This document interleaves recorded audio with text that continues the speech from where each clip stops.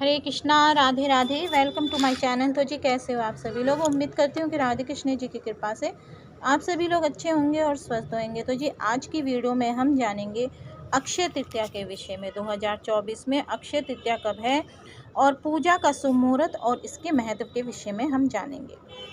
अक्षय तृतीया के पर्व को आखा तीज के नाम से भी जाना जाता है। इस दिन को परशुराम जयंती के रूप में भी मनाई जाती है। ये पर्व हिंदू और जैन दोनों ही धर्म के भक्तों के लिए विशेष होता है। धार्मिक मान्यताओं के अनुसार अक्षय तृतीया तिथि पर ही त्रेता और सतयुग का आरंभ हुआ था, इसलिए इसे कृतयुगादि तृतीया भी कहते हैं। हिंदू धर्म में अक्षय तृतीया के पर्व का विशेष महत्व होता है। हिंदू मान्यताओं के अनुसार ये तिथि बहुत ही शुभ और महत्वपूर्ण मानी गई है। वैदिक पंचांग के अनुसार अक्षय तृतीया का पर्व हर वर्ष वैशाख माह के शुक्ल पक्ष की तृतीया तिथि को मनाया जाता है। अक्षय का अर्थ होता है जिसका कभी क्षय ना हो या फिर जिसका कभी नाश ना हो। इस तिथि को अबूझ मुहूर्त माना गया है, यानी इस तिथि पर किसी भी शुभ कार्य और मांगलिक कार्य को करने के लिए मुहूर्त का विचार नहीं करना पड़ता है।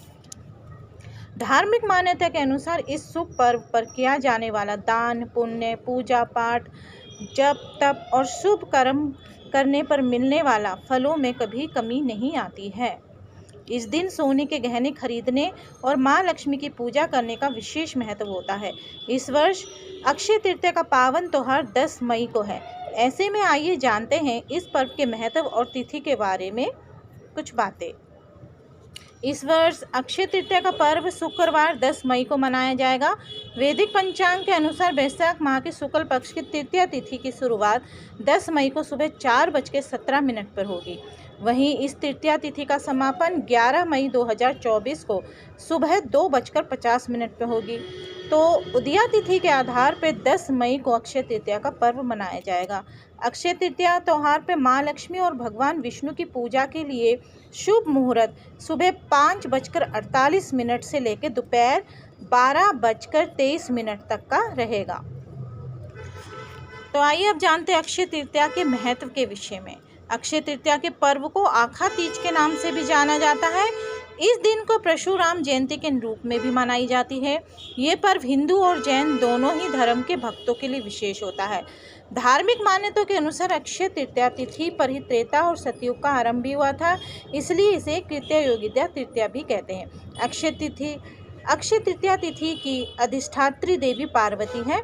इस पर्व पर स्नान, दान, जप, यज्ञ, स्वाध्याय और तर्पण आदि जो भी कर्म किए जाते हैं वे सब अक्षय हो जाते हैं।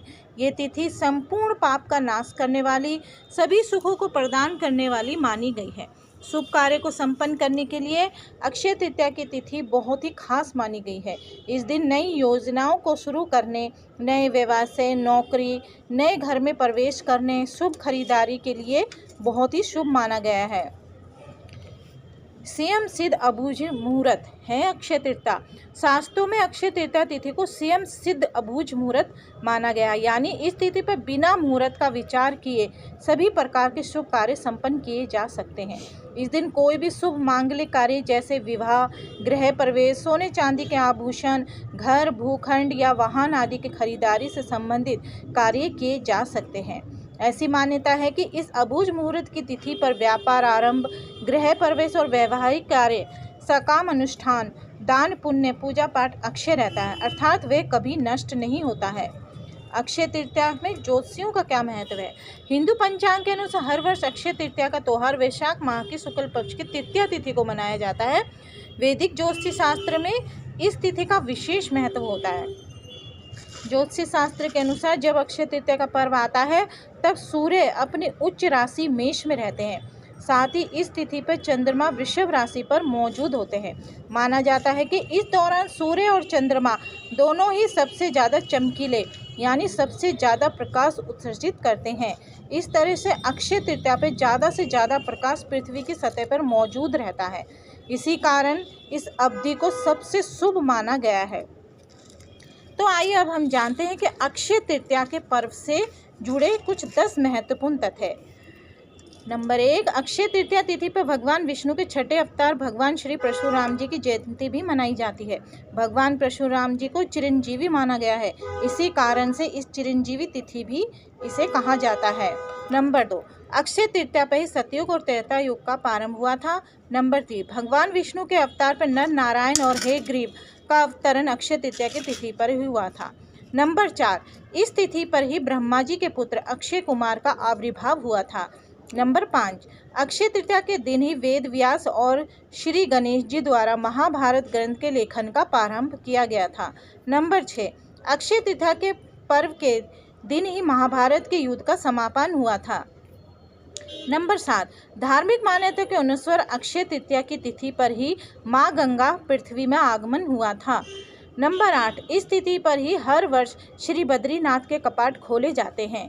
नंबर 9, अक्षय तृतीया तिथि पर ही वृंदावन के श्री बांके बिहारी जी के मंदिर में संपूर्ण वर्ष में केवल एक बार श्री विग्रह के चरण के दर्शन होते हैं।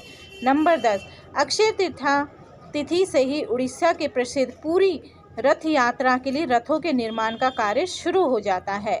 अक्षय तृतीया व्रत और संपूर्ण पूजा विधि। हिंदू धर्म में सभी तिथियों में अक्षय तृतीया का विशेष तिथि माना गया है। अक्षय तृतीया सर्व सिद्धि मुहूर्त में एक मुहूर्त है। इस दिन भगवान विष्णु और माँ लक्ष्मी की आराधना का विशेष महत्व होता है। अपने और परिवार की सुख समृद्धि के लिए व्रत रखने का महत्व होता है। अक्षय तृतीया पर सुबह जल्दी उठकर गंगा स्नान या घर में ही गंगा जल मिला के स्नान करके श्री विष्णु जी और माँ लक्ष्मी की प्रतिमा का अक्षत चढ़ाना चाहिए। फिर इसके बाद श्वेत कमल के पुष्प या श्वेत गुलाब, धूप, अगरबत्ती और चंदन इत्यादि से पूजा अर्चना करनी चाहिए।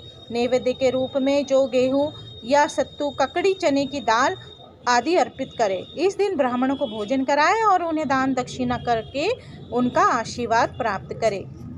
तो जी आज की वीडियो में बस इतना ही। अगर आपको आज की वीडियो अच्छी लगे तो वीडियो को लाइक एंड शेयर करना ना भूलें। हरे कृष्णा, राधे राधे।